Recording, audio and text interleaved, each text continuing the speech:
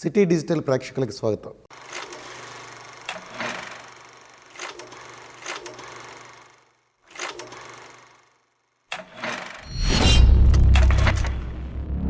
SDN వారి ప్రముఖులతో ముఖాముఖి. ప్రస్తుతం మారుతున్నటువంటి ఆధునిక కాలంలో విద్యా వ్యవస్థలో కూడా చాలా మార్పులు వచ్చేసాయి. అయితే మారుతున్న కాలం ప్రకారం మనం కూడా మారుతూ ఉంటాం. అయితే ఈ క్రమంలో ప్రభుత్వం నూతన విద్యా వ్యవస్థను తీసుకొస్తూ మన ముందుకి రకరకాల మార్పులు చేసింది.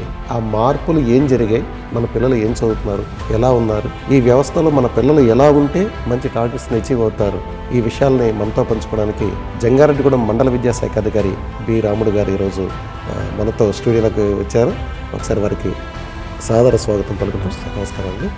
మెగా పేరెంట్ డే అనేది ప్రభుత్వం చాలా ప్రెస్టేజీగా చేస్తుంది అన్నట్టుగా చెబుతున్నారు. ఈ మెగా పేరెంట్ డే మన మండలంలో గ్రాండ్ సక్సెస్ అంటారా?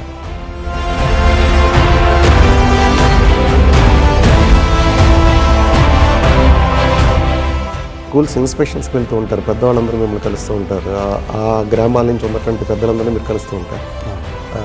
వాళ్ళ నుంచి స్పందన ఏ విధంగా ఉందంటారు? మరి గ్రామ పెద్దలు అట్లాగే పొలిటీషియన్స్ కూడా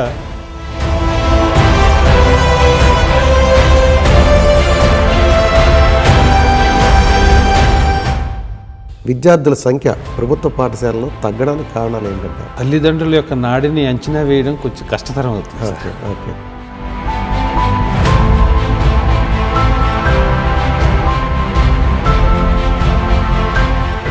పిల్లల్లో ఆ నాణ్యత పెరిగితే తల్లిదండ్రులకు మీరు ఏ సందేశం చెప్తారు?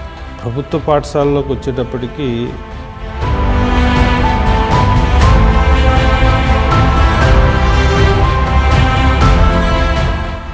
ఇప్పుడు వాళ్ళకి ఆదివారాలు కూడా క్లాసులు పెడుతున్నారు అనేది ఒక ఇది నడుస్తుంది. అంటే ఈ ప్యాటర్న్లో బాగా ఉంటారా?